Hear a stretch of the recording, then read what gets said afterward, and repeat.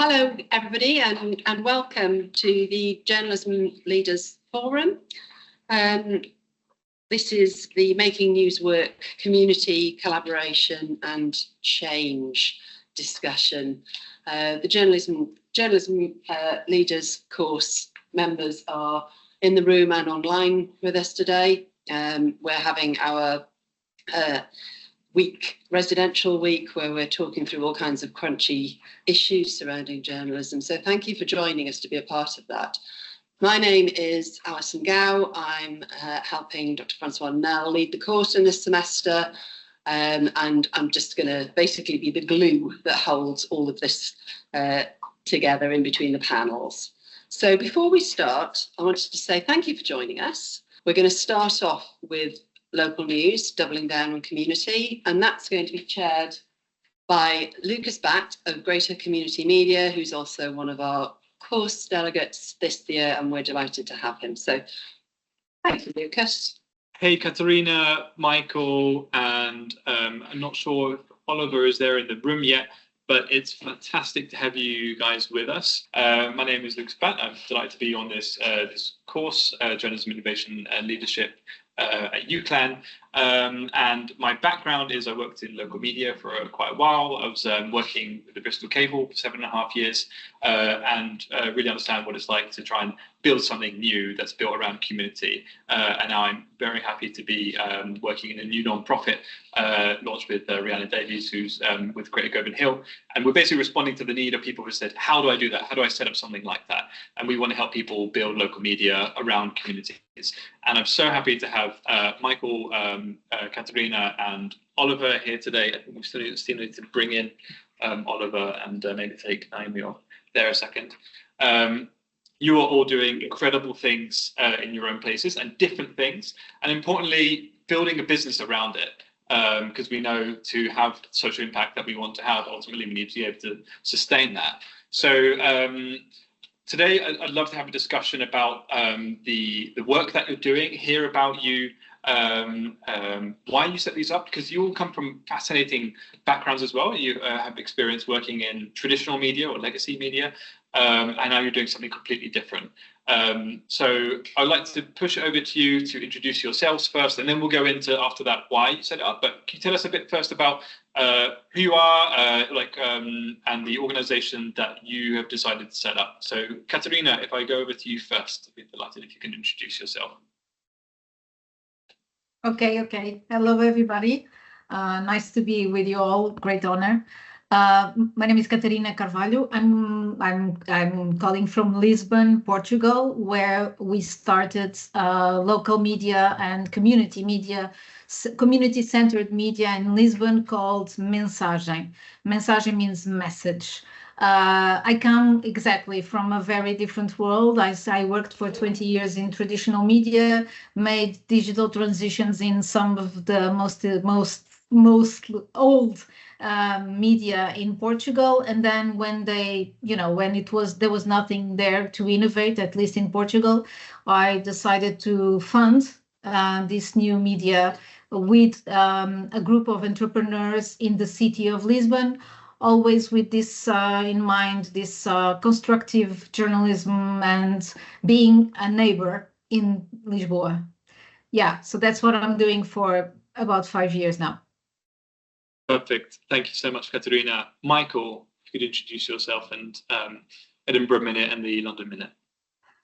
Hi, yeah, thanks for having me involved. My name is Michael MacLeod, based in Edinburgh in Scotland, sometimes also based in London, where I'm from. And the Edinburgh Minute I started in 2023, just in the mornings before work, and it's a roundup of all the links to the original journalism that I can find each day.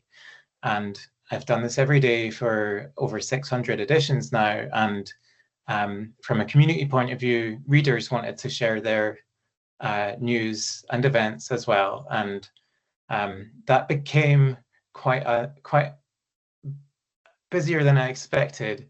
And it's free unless you want to pay, and enough people pay now that it's my job, and it's given me time to start the same thing in London.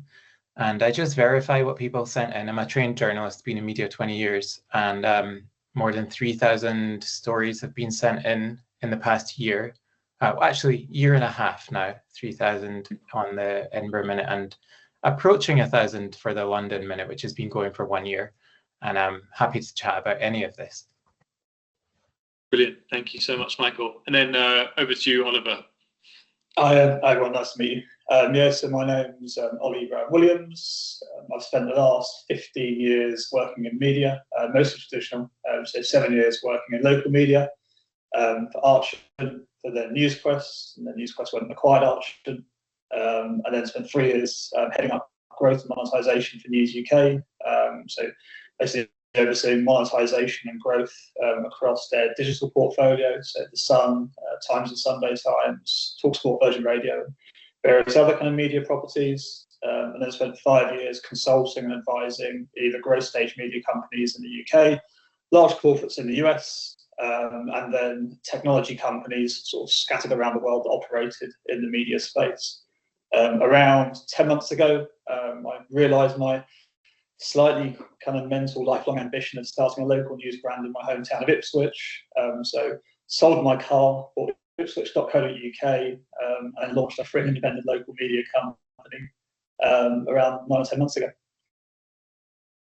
Fantastic. I think so. Not many people are doing what you guys are doing, and that's why you're so inspirational. You had careers in traditional media, many of you. Why did you set these organizations up? What brought you to want to set these up rather than, let's say, trying to achieve what you're doing now in the organizations you were in? So I'll pass over first to Catarina. What brought you to set up Mensagem?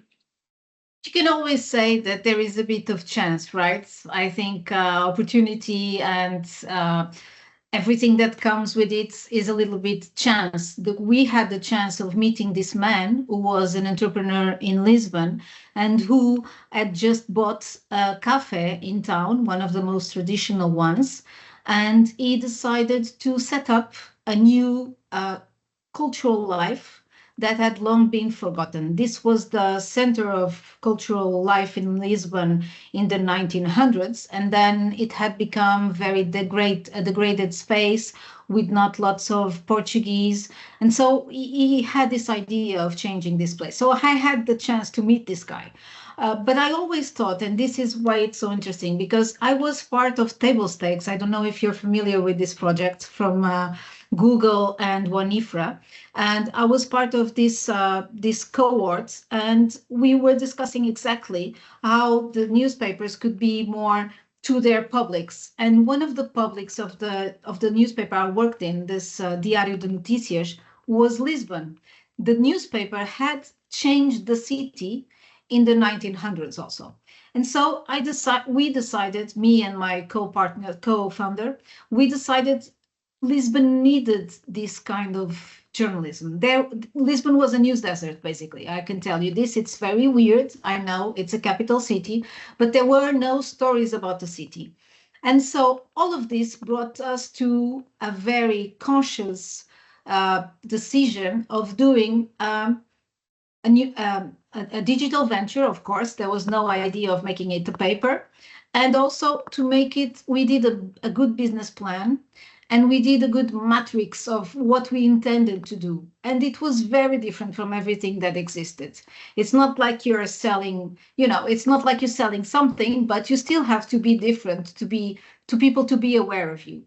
So I think the decision was based in 3 things. The fact that there was nothing in Lisbon, the fact that we thought and we kind of understood there was a business plan possible, and then the journalistic part, which was Lisbon is such an interesting city. There's so many stories to tell in so many communities that there was material to go on. So basically it was that. And also because, I'm 53 now, so I was really tired of the old traditional in crisis way of doing things, especially here in Portugal. So a conjunction of all this. Fantastic. Thanks for saying that out. It's really interesting. Yeah, you're saying that this need you saw because of the absence of something, and at the same time seeing an opportunity and the viability piece. I think all those 3 things coming together. Michael, what about you? Does that resonate for you? How did you come to setting up your organisation? Yeah, similarly here in Edinburgh, it's there's no shortage of news, but it's fractured across many different platforms and social platforms. And when you do get to news websites, they're often, in the UK's case, full of adverts, mostly. And those adverts chase you and pop up and play audio at you. And then when you go to close the video, another thing pops up and you just want to read the text. And I kept hearing this, and not only from readers, but from journalists who wanted to have their work read. But it's harder and harder to actually just read the text or consume the story or understand what's happening.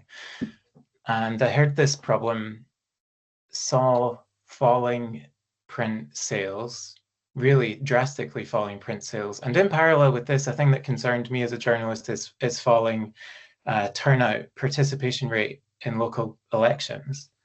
And, you know, naturally as a journalist, you think, what can I do? And to your question, I think I cannot fix the big problems that news has, but to just list out the links to the original journalism, like, is not rocket science. It's really easy to do. I attribute every link with the journalist's name and title, and it's as simple as this. And then the second part is the community notice board.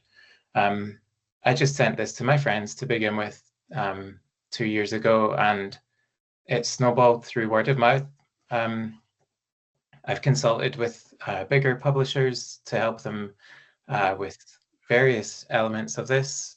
You know, they want to know about how to listen to your audience, how to let people in a bit more, and I think it's grown, I think, in an unexpected way, but it's just such a simple concept. And I could have done it if I worked at a large publisher, to just say, like, here's everything we published. But the harder part for traditional publishers to shift towards is to link to other sources too. And in 2025, linking to other sources on your website should not be a difficult thing. Like, we've been able to link to websites for a long time, but readers deserve that transparency. And I think it shows that a journalist is taking in multiple sources. It's good to give that back to the audience and show where you're taking things from, and it gives everyone a more rounded view of a story. So my thing is a daily roundup. It's also coverage of the coverage, if that makes sense. But yeah, that was the problem, and this is the solution for now. Now reporters send me their links to be included because it's such a big referral. One editor told me he called it the minute bump as soon as it goes live. There are thousands of clicks up for grabs from every newsletter that I send because this audience is hyper engaged. 60% average open rate over 3 years now, and the the subscription renewal rate is 89%. So people really like the simplicity of this. Brilliant. Oliver, what about you? What's the big why behind why you made this big risk in investing in setting up your own thing? Yeah, I guess there's a few facets to it, sort of some similar to Michael's and Catarina's, and then others, I guess, sort of specific to Ipswich. But look, this was a business I've always wanted to start for more than a decade, through sheer stubbornness and passion. So it was always a case of when rather than if. I guess one of the sort of big driving factors of why now was devolution. If you kind of look back at sort of Ipswich's kind of last 2 decades, it's basically become sort of the victim of a lot of political infighting. We have really sort of strange geographical boundaries in Ipswich, political boundaries and constituencies. So we have a Labour borough council, we then have a Conservative county council, and we've always had a sort of a weird mishmash of MPs across parties. And Ipswich has always sort of been the victim of that. We've always played sort of second fiddle to the more affluent kind of rural parts of Suffolk. And Ipswich as an urban area, as the county town of Suffolk, has always sort of been the second-class citizen.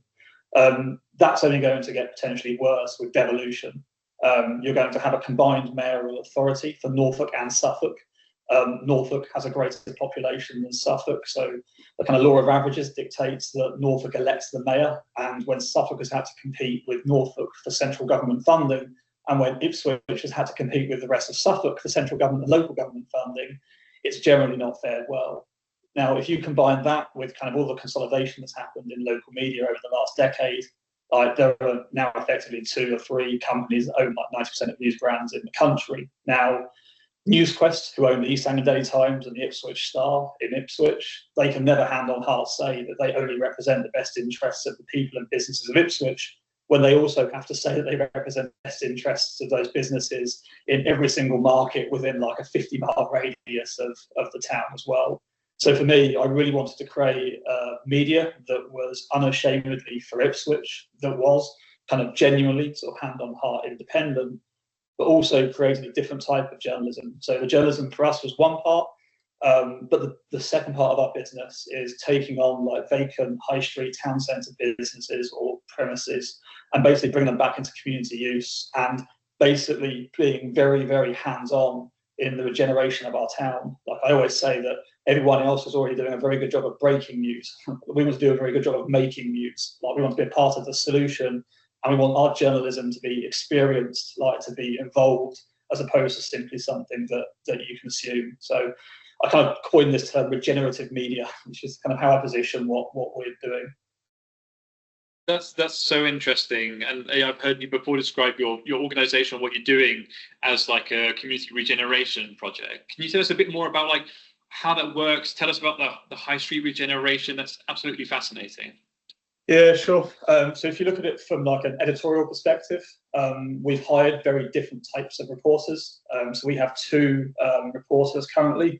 One of those is a civic pride reporter, and the other is a community impact reporter. So they're both focused on very specific outcomes within the community. So everything that they create by kind of default has an impact. So our community impact reporter is responsible for understanding all of the biggest issues affecting local people: homelessness, addiction, social mobility, youth unemployment, etc., etc. Helping people understand those issues and then amplifying the work of the organisations looking to address them. We've then got a civic pride reporter who's basically there to champion the town. Like Ipswich has basically kind of convinced itself that it's the worst place to live in the entire country. If you asked 100 people in Ipswich where they'd rather live, Gaza or Ipswich, most of them would say Gaza.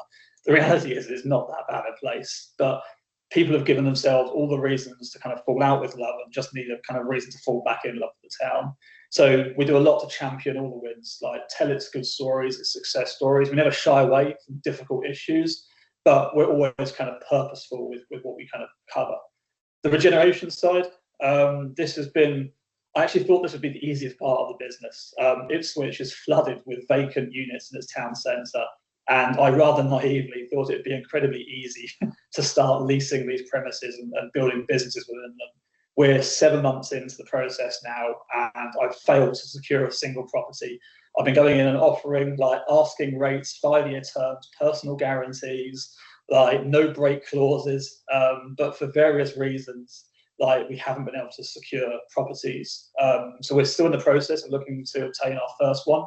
Our priority is kind of like historical prominent buildings that have become symbols of Ipswich's past and kind of remaking them symbols of Ipswich's future. And the businesses that we look to build in those premises will very much be dictated by the building itself.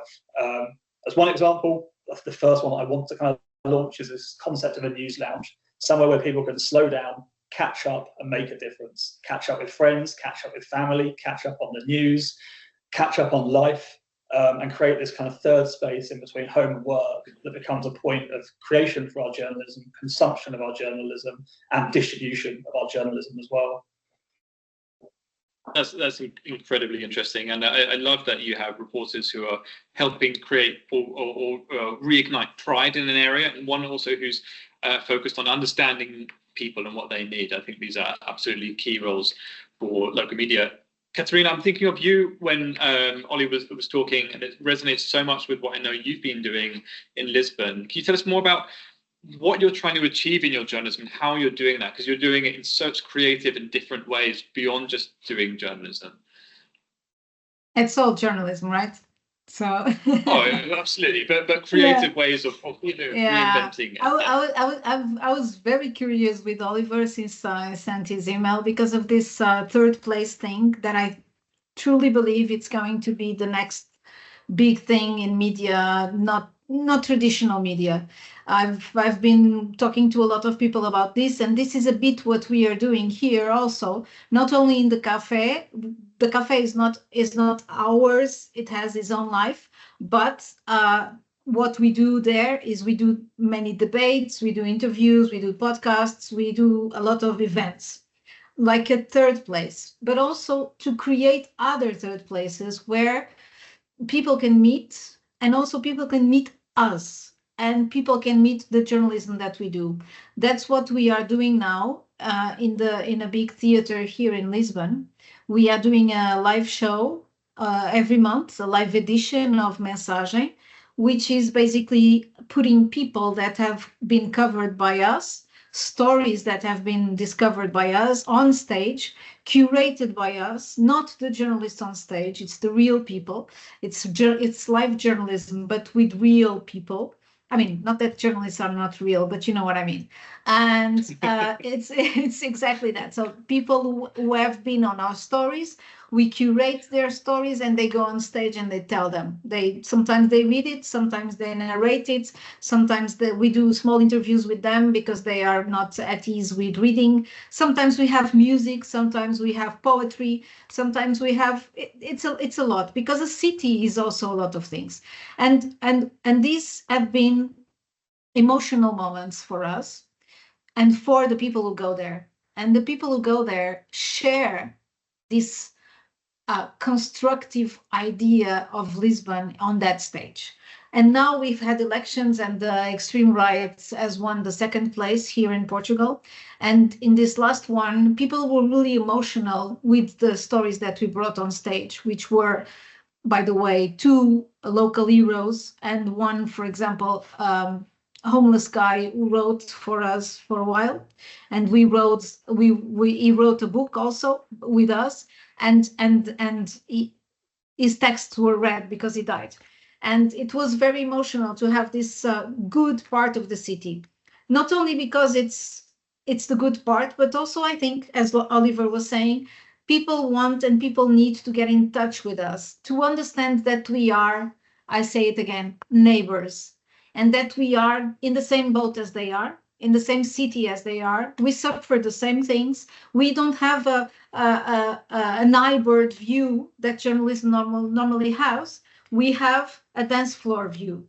We have a view from like everybody. And so this is what I think it's most important. Of course, I don't know if you're going to ask this in another time, but I think that this is part of our business model, is to be where the people are and to do cultural and civic events in the city. We did, by the way, I just wanted to state, a lot of books about Lisbon in these 5 years. Our journalists have discovered some stories and they have turned into books. We did a comic book, namely, and we also did 2 urban works of art marked by real stories, by stories that we discovered in Lisboa and in Setúbal, which is a city around. So we did murals with 2 artists that worked for us and that have, like, you know, engraved on those walls part of the stories of the city. So yeah, this is it. So we are always thinking about new things. Now we have tote bags, they are here. Yeah. So we have kind of a lot of things going on. Just because we don't see ourselves merely as journalists. Of course we are. We investigate, we bring stories, we don't talk about politics, but we talk about policy. We do a lot about bicycles, mobility, homelessness, and housing problems, which are great, big in Lisbon. But we also work a civic part, and that is to intervene in the city as good neighbors that we try to be. Yeah. Michael, I want to come to you now, and thinking about what Catarina and Oliver have been telling us about their, quite creative approaches and their deep community engagement. You've built quite a successful business on subscriptions or a membership, and very newsletter based. how does that sort of fit what they're talking about into the picture of where you might imagine the minute might go, or actually are you just happy just do with the core that you're doing? I'd love to hear some reflections from you on sort of the purpose of what you're building and where you see it might go. Yeah, I wish I had a good answer. This was an accidental business that I have no plans apart from tomorrow's editions. Honestly, this is always my answer to this, because I cannot write about other places. I would get caught out. Local knowledge is not something that, thankfully, AI will ever replace, because we all know our patches intimately, as Oliver and Catarina just shown. Like, you have passion, you have historical context, that, and also the feelings of these issues as well, and the temperature of them is something that luckily won't ever be replaced. So I will only write about the two places I've lived in, which are London and Edinburgh. And what I'm doing, and this is not the business, but what I do for free when I have time, is help people who want to replicate this really simple model, which is quite a manual process of gathering links through loads of tabs and bookmarks and being organized. So I show people how to like organize yourself and cover the coverage or round up the posts, the things that have happened where you live. And this has rolled out to now approaching 100 similar newsletters around the world, which is just wild to me. And it's quite simple, as I said, but there are some principles to it that I'll try and stick to. I mean, if it grows, it grows, great. The principles are that it's always ad-free, so no advertising. You cannot buy a post, a section within the newsletter, and the business will just be based on whether people want to subscribe to support this thing, saving them time and enriching their lives, hopefully, because you can probably find the things I curate. It's just whether you have time to do that yourself. That's where I save you time. But you can not find most of the stuff that readers send in. A lot of that is not online. And that's what I love about it, because I get that feeling that readers get in the morning when I open my spreadsheet of the things that came in through the Google form. And I'm like, wow.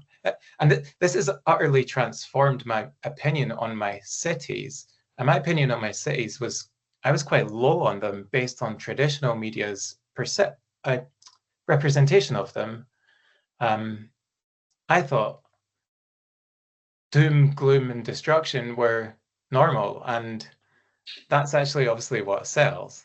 But in fact, there are way more brilliant people volunteering, doing awesome, important, civic-minded things for communities, small communities, even just streets or stairs in their flats, or that are looking for help, doing wonderful things for nothing, usually volunteering.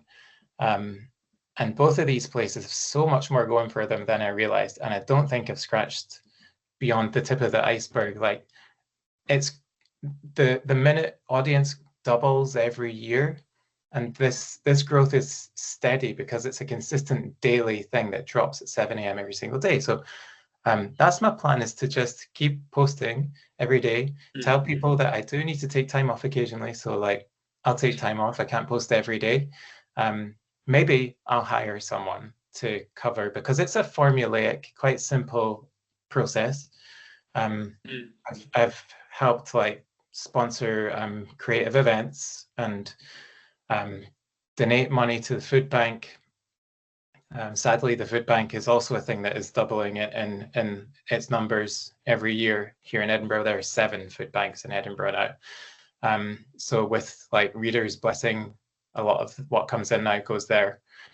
And I'm grateful to have that opportunity, because again, as a journalist, I didn't think I could ever even like be able to save up to maybe buy a house. But now I'm in that position, which is, I'm so lucky. I don't lose sight of that. And I'm not planning long term really, because I've seen bigger businesses than mine fail spectacularly in news. So, but there's always going to be a need for news, and people need it. People need it to be easy to access. So it's more like an access thing that motivates me. If the business fails, I'll probably still keep on doing it and just find another job. But no, not that I'm saying it's going that way. It's going really well. No, it seems to be doing great. Can I interrupt? Please. just to add something? Exactly what Michael was saying is very interesting, because what we feel here is exactly that. There is a lot of things going on that don't come in the media. There's these civic actions. There's a lot of them. You can't imagine the amount of emails that we get every day, basically. And we would like to be a little bit bigger. But then how do we grow? Like keeping things sustainable. This is a big challenge for small media, I think. So I don't know how to do this, but I totally feel that the need for this local civic news is more and more important, and people are more and more eager to participate also. And I don't see, for example, here in Portugal, I don't see any other way of, like, funding this kind of journalism, because we are doing a lot of stuff and we are sustainable already this year, but it's all other stuff, not the stuff that we need to talk about, which is this civic society, this civic layer of society of people who still do things and do things for their city and do things for themselves. And I always have this question on my mind: should we grow? Exactly like Michael said, should we grow, and to where? Yeah. Sorry. Thank you so much for that contribution, Catarina. I think I want to hear from you guys about how you know what your community wants, which is some aspect of understanding what your organization should look like. How are you doing community listening? How are you engaging with the community? You're all doing things which clearly are providing value, but what does that feedback look like, or that relationship? I don't know. Ollie, do you want to come in on this? Yeah, I'm going to guess that our answers are going to be fairly similar on this one. But we have lots of inbound kind of feedback on what people want to read and the issues that matter to them, because we work so closely with a lot of kind of non-profit and community-based organisations. We often get stories via those organisations. Like, if you're working with 100 organisations who tackle some of the biggest issues locally, they're ultimately all human kind of stories. They all start with people. So we have a lot of stuff coming through the organisations that we partner with. And then look, like, we do what journalists do. Like, we get out into the community, we ask questions, like we dig, like we find stories that hopefully, like, other people haven't yet unearthed, and we sort of try and do them justice in the best way that we can. But other than that, there's nothing fancy kind of going on. There's no kind of like silver bullet or panacea. It's all kind of just straightforward journalism, really. Yeah. We don't have a huge amount of time left, so let's just do rapidly. Michael, anything to contribute on how you're understanding what your audience wants, or your community, and how you're listening to that and getting feedback? Yeah, good question. There are two ways. One is based on data, and one is traditional. Like, you cannot beat meeting people in real life.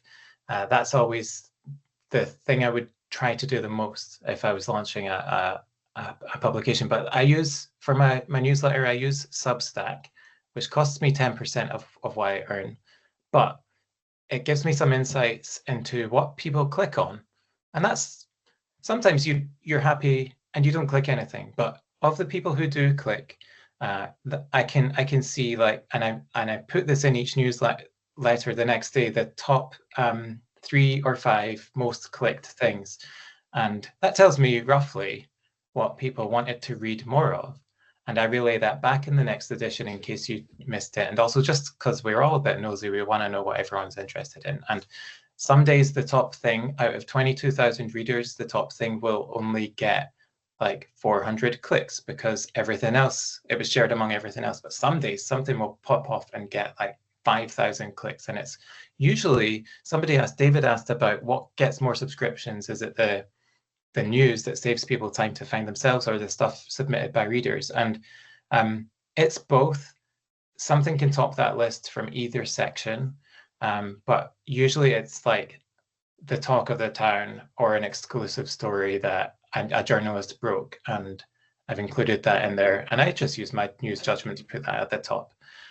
But they can get up to, I've seen up to 5,000 clicks, which in the grand scheme of things in a big newsroom is not a lot, but the cumulative effect of doing this now for 650 days in a row is that it's quite a useful source. So I can tell from my readers based on their behavior data, but also just listening. And when they sign up, also they can leave a reason they subscribed. And I also survey them twice a year about things like, do they know who their local councillor is? What topics do they want more of? And it ranges, it's a city of haves and have-nots. Like, it ranges from housing, homelessness to new cafe. Tell me about the menus, which chefs have gone to which restaurant. Like, I'm not really into that stuff, but I see that people are. So I try and just cover everything as much as I can. Great, that's super interesting. And Catarina, lastly from you, tell me about how you stay in touch with your community. Yeah, we stay in touch in all these events, and we also have received feedback, and we do regular surveys. We also have a newsletter which has a 60% opening rate, which goes every week, and it's really a letter. It's a letter. It's not a referral thing. We write to the readers as persons, as neighbors, and so we explain a bit about what we are doing, and sometimes it's personal problems or personal things that we have as people of Lisbon. But there's another thing that I find it very tricky when asked that question. It's because we do know that people want what Mensagem is doing, but we don't really know what resonates with them most, because it's very interesting that sometimes what resonates is exactly what we hadn't anticipated. And so that idea that you can control what people want is very, very tricky, especially at the local level. For example, I think that the most important and the most serendipitous moment and magical moment for us is when we discover a very nice story, like a Roma, a gypsy guy who became a doctor, and that story becomes the story of the month. This is really what we like, because we hadn't anticipated it, and it became a big, big story. The other thing is people that we talk about that then appear on other media. And the most curious stories are normally picked up by the TV. So there's a lot of ways of doing it. Of course, we have data, of course, we have analytics, but we are always, just to tell you the truth, I think we are always in search, in the quest for what we don't know that people want, and that we tell them that they want. This is very important. It's like we want them to feel in that moment that they need that, and we are giving them that. Yeah. Not that it's something that they know they want, but it's something that we create the need for, and this is the most important for us. Heart. Yeah, and that's the classic thing. You can't always know what people need just by asking them, but sometimes you have to come up with something and present it and see how they respond. As you were saying, Michael, is who's clicking on this thing or who's coming to the event, and you can surprise yourself by people's response. So I want to, we only have you have to finish a bit earlier, 5 minutes for questions. I want to open it up for questions. Anyone in the room would like to ask a question? Should quickly go to the questions on the chat. So, Michael, what aspects of your model drives the subscriptions the most? Saving people time or stories submitted by readers? As I said in my last answer, I think I reckon it's both. I don't know for sure. I surveyed people also to ask, why do you subscribe? Is it for the additional 2 newsletters that you get when you do sign up? And actually 80% of people say they just sign up for the thing to exist. So hard to know, but I do know that I can see what people click on, and a lot of it is on the community news, which, as we were saying, is not as easy to find and doesn't have a place in mainstream news other than maybe like in the traditional Nibs column, but you can't find out that much from there. Clicking through online is just better. Okay. And then, Catarina, there's a question for you. How do you afford to do investigative work? Yeah, I was going to ask that to answer that question. We don't really do that kind of investigative work that really needs a lawyer to legal advice. We do a lot of things in the city, but they are like, you know, we don't have investigative journalism as that. We investigate the things about mobility, about the trees in the city, why there are no trees in this area, why there are not trees in that area. They are more social issues than this kind of investigations, I would say. Great, thank you so much. What recommendations would you have for people who are wanting to follow your example? Kick us off on Ollie. I was hoping you wouldn't come to me first. My recommendation would be perhaps ask your wife's permission before dropping sort of £20,000 on buying a domain name to start a business that you haven't told you're going to start, and perhaps maintaining some level of income while doing it. I've gone for the slightly weird sort of way where I've gone from sort of a very well-paid job in media and tech to an unpaid one in local media.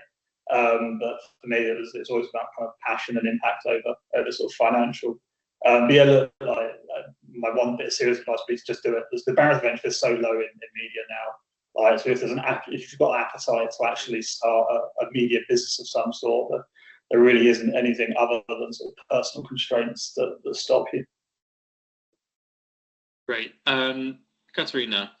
Yeah, I would say it actually was an advice I got when I was in Oxford doing the visiting fellowship at the Reuters Institute. And there was somebody from, I won't say who, but from the local media that told me, look at the companies and other economical actors in the city, not as your opponents, but as your partners. They are also in the city. They understand the city. They need a good city to thrive, and they will work with you from the beginning if you work with them from the beginning. And this is what we did from the beginning, actually from the starting point, because we got backed by an entrepreneur in the city who in the first 4 years gave us enough money to go by. I mean, he sponsored us for half of what we needed, and that's it. I think you have to look, and the second advice is to be curious, always, because there are a lot of journalists that are not curious anymore. Thank you so much. And lastly, final word from you, Michael. What would be your recommendations for people wanting to follow in your example? If you're following my example, it's do one thing really well. Don't be distracted by all the toys of the internet that platforms want us to use to feed their algorithms. I could do podcasts and video interviews and Q&As with interesting business people, but I haven't got time. I'm not a good journalist, and I've only just discovered that. And so my thing is to find all the other good journalism and just put it in one place and collaborate. So I try and collaborate even with big, small publishers, find out what they've got on their calendar, so I'm prepared and can share it and tell people it's coming and tell people where their reporters are going to be. But in general, it's just do one thing really well, and don't add to the noise if you don't need to. There's already enough. So what you do has to be new, so that readers aren't just given more and more noise. If you're adding to the noise, it has to be a different noise. We already have plenty of honestly, like, journalists who I feel sorry for stuck to their desks, not hitting doors and meeting real people in real life. So I think that's what is lacking around the world, I'm learning. There's enough automatically generated news. The real news is still uncovered, and that's what concerns me. I'm not doing original journalism because I don't have time as one person, but I'm just trying to do one thing as well as I can. But I know that the underfunding of proper journalism is a massive problem, and it's an untapped, exciting future business opportunity. Like, there's never been so much excitement about local news, and that's why I'm really enthused about it right now. Yeah, That's such a fantastic note to end on. Thank you so much for your time, Michael, Catarina, and Ollie, sharing your incredible insights and your great projects that you're leading. So thank you once again, and we'll leave it there. Thank you so much. Thank you. Cheers, guys.